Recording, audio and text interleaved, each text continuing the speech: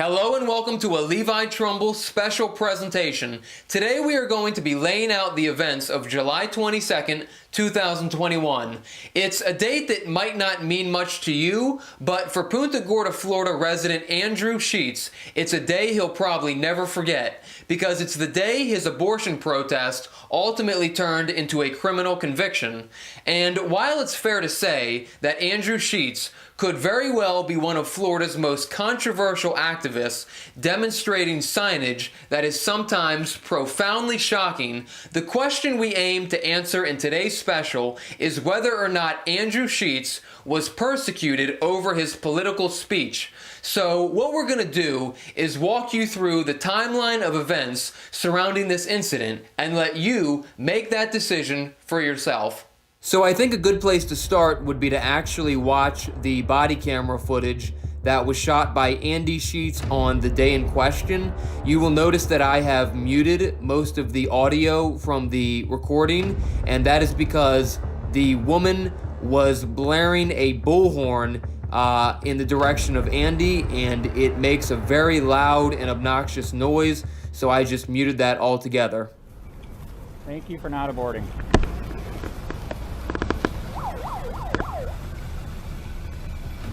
Okay. You might be right, but that might not be the best sign for a child. Right. Thank you for not aborting. This is where you first see the woman with the bullhorn walk in. Go stand somewhere else, dude. Go stand somewhere else. Go stand somewhere else, dude. Go stand somewhere else. This is free speech, man. So this is where I mute it because of the obnoxious bullhorn, but as you just heard, she tells Andy to go stand somewhere else. Andy replies by saying this is free speech. She stands there on the sidewalk with Andy. She's waving to pedestrians driving by in vehicles.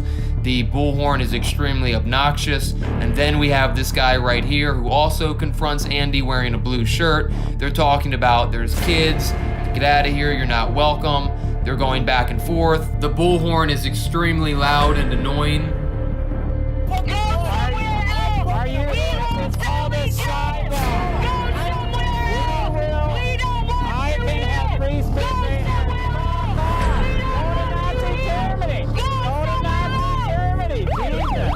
At this point, the bullhorn is still going off. Things are still very heated. There's swearing going back and forth at each other. The guy in the blue shirt calls Andy a racist. Andy tries to defend himself, and that's when the officer pulls up. He damaged my hearing doing that. Shut up. He damaged my hearing. Now I can't, really, I can't say he just damaged my hearing. I've been watching you. You're out here causing this problem. This is legally protesting. You ought to be ashamed of yourself. You should be ashamed of yourself for being un-American. Where's your car at, Andrew? Dude, I am Where's legally. your car at? Don't touch my Where's your sign. car at? Dude, Go to your car. Go to your car. I am legally protesting. You don't want that in front of little people. I am legally Let's protesting. go. Dude, you're violating my civil rights? Here, take it up with the court. Did you hear him say I don't this? care. Go ahead. Did you hear? Dude, Go. get the out of my space, man. Where's your car? Get the out of my space. Get away from the kids. So by this point, you've already seen Detective Delgado with the Punta Gorda Police Department arrive on the scene and immediately tell Andy Sheets to shut up and that he should be ashamed of himself. You then notice Detective Delgado approach Andy and start to push him back. He also, as you will see, puts his hand on him at several points in time. This is interesting to me because Detective Delgado never stated which crime that Andy was committing or why he felt it necessary to remove him from the scene, which would be obstructing Andy's movement. Let's go. Let's go. Go to your car. Wherever your car is. Hey, Anthony, can you get the supervisor? Go to your car. Get the supervisor. He's touching my shit. Go to your car. He's touching my shit. I'm not going to harass these kids. This is not harassing. This is You're stopping traffic. I am You're not causing stopping traffic. Get out traffic. of here. Go. I am legally protesting. You're protesting away from the school. I can quit touching my. Let's go. I got a shoe. I got a Get shoe. your shoes. Get your shoes. Come on. Let's go. Let's go. Let's go. And you're telling me to leave why? I'm telling you because you're calling a disturbance. I am not. You're stopping traffic. I did I'm not. not here for no reason. I did not. I did not. Watch the pole. Let's go. Come on. Quit touching me. Get away from here. You. I don't care, whatever. You think that's going to hurt me? Watch the poles. Wow. Wow, nothing. Don't go back to that school. The video ends with Detective Delgado giving Andy Sheets the order to not go back to the school. From the video footage, it doesn't seem as if Andy Sheets was ever at the school, but more so standing on the sidewalk. The order appears to be unlawful, but nonetheless, Andy Sheets appears to comply. We now turn to the affidavit of probable cause, which was filed against Andy Sheets on August 6, 2021 in connection to these incidents. As you can see, he was charged with breach of peace and disruption of school function.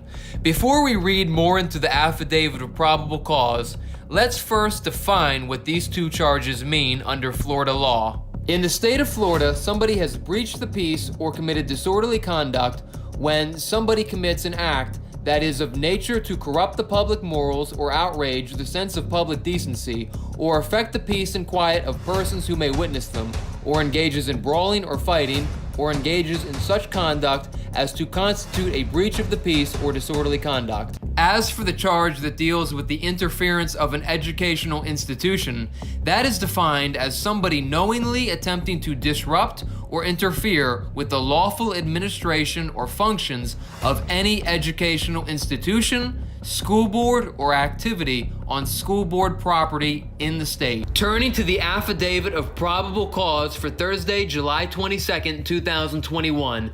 This is written from the perspective of the school resource officer. It's written that Andrew Sheets returned in front of the school holding a sign referencing abortion and wearing a shirt which read "F the police." I was immediately summoned to the front of the school by the school principal, Jenny Hoke. Upon my arrival, I observed a loud siren going off and a parent, Megan Marie Wilson, holding a bullhorn, and Andrew Sheets engaging with parents in a hostile manner. The bullhorn was putting off a loud siren sound. There were vehicles and parents blocking the streets of Naranja and East Williams, backing up traffic in the parking lot, not allowing parents to exit the school. M. Wilson stated to me that the reason for her actions with the bullhorn were a reaction incited by Sheets' vulgar and disturbing actions. I requested assistance from other units due to the disturbance that was being created by Andrew Sheets. Detective J. Delgado arrived on the scene moments later and made contact with Sheets. Detective Delgado subsequently escorted Sheets to an alternative location to de-escalate the disturbance that was occurring and return the school traffic line to normal flow. From here, it would be just one day later, on August 7th, 2021, that Andy Sheets would be pulled over and arrested for the application of charges that were filed just one day prior. Do you have an open probable cause affidavit for your arrest? You have a driver's license on you? What? You have a driver's license on you? Dude, yeah, can you call Dave? They want to arrest me.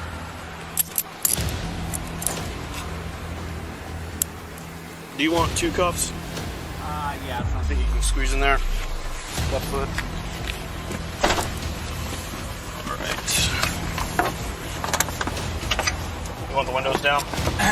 Yes. At trial, the prosecution presented the theory that because the parents began to engage the defendant, that this is what broke the peace. The prosecution further went on to say that the parents began to yell back at Andy Sheets. They began to curse at him, engaging in verbal sparring matches.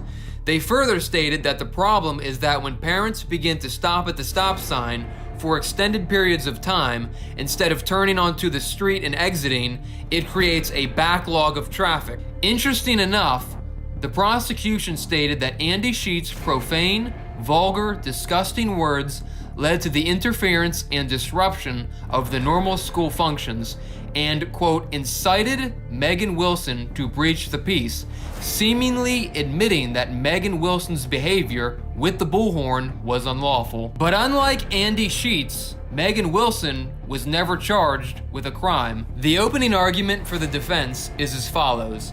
Now think about what the prosecutor just told you, that somehow my client's responsible for Megan Wilson blaring a bullhorn to drown him out. That was her choice. I'm not saying that what he was doing was the smartest thing to do, but one of the things you're going to see, if you really wanted to screw with the kids, the entrance to the school is over on the other side of it. It's not where the exit is. He was getting into it with the parents, and if they had ignored him, he'd gone away. This is exactly what the First Amendment is about. It's not crying fire in a crowded theater. There was no emergency. He didn't create the emergency. The parents, they wanted to stop and argue with him. If they just left, he'd been standing there himself. When you look at the picture, you'll see where the entrance is. Wasn't near the entrance. And you'll see where this is. And Miss Wilson with her bullhorn, you didn't see her arrested for disturbing the peace.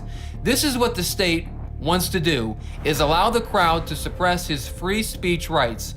That's what this is. And in order to, I guess, stop the car's blocking themselves up, the police arrested him. And then they got to justify it. So they claim, well, he was disturbing the peace. That's what the First Amendment is all about. He's not causing an emergency. There was no emergency. They could have put a police officer there and said, keep moving, and there would have been no parents backed up or arguing with him or anything else.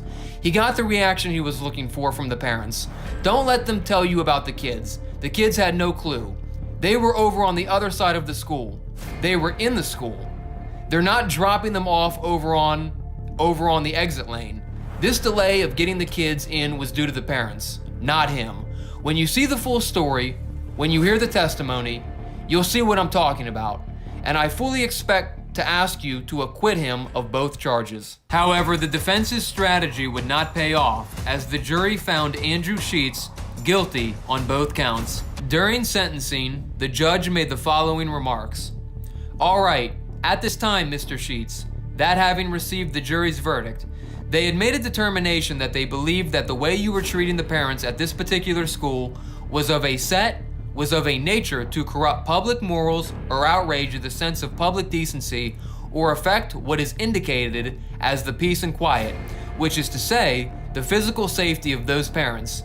There does not appear to be any evidence to suggest that you did engage in brawling. However, one would have to question whether or not the young lady's response with the bullhorn was in fact an act of battery against you.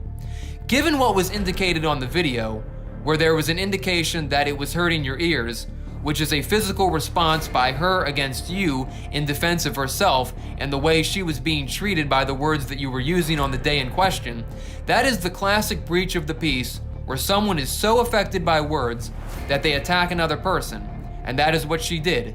She attacked you, although she did it with a very loud sound device. This is nonetheless a battery and could be charged as such, but for the fact that she would have the defense that she was defending her honor. She was engaging in that conduct because she was excited by fighting and therefore, likely, she wouldn't be convicted. But that is part of the analysis of the court.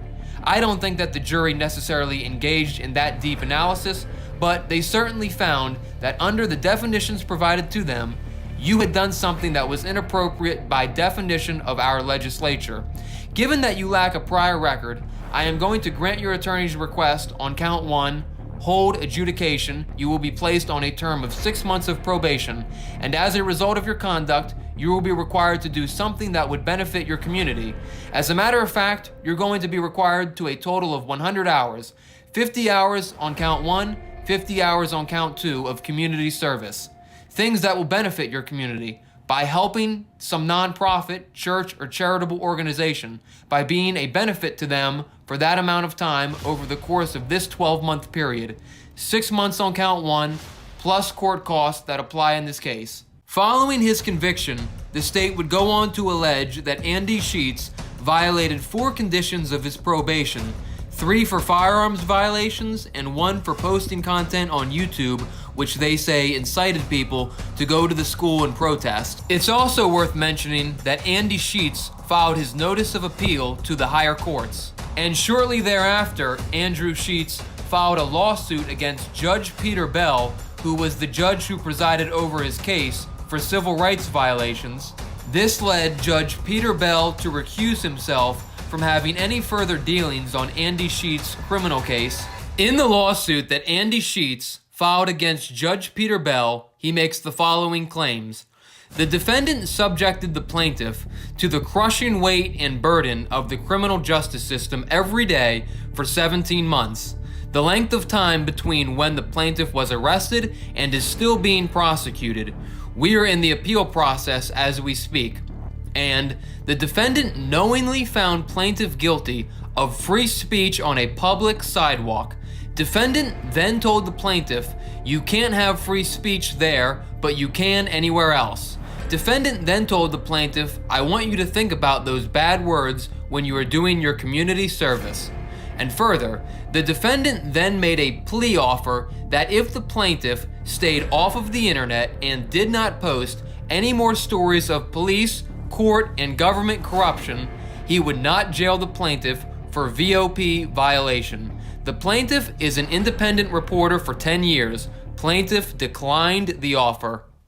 As it stands, Andy Sheets' next hearing is May 9th, 2023 for a violation of probation hearing in front of Judge John L. Burns. In preparation for this report, we reached out to Andy Sheets, and he provided us with the following commentary. I was protesting on a sidewalk in front of a school, and which is legal. Yeah. And because I did that, they turned that one into a crime. We pulled records on that, and the city manager talked to the police talked to the state attorney. They said, how do we stop him? And they literally said, if we get enough people to complain, we'll turn it into a crime, Levi. And they did. Oh.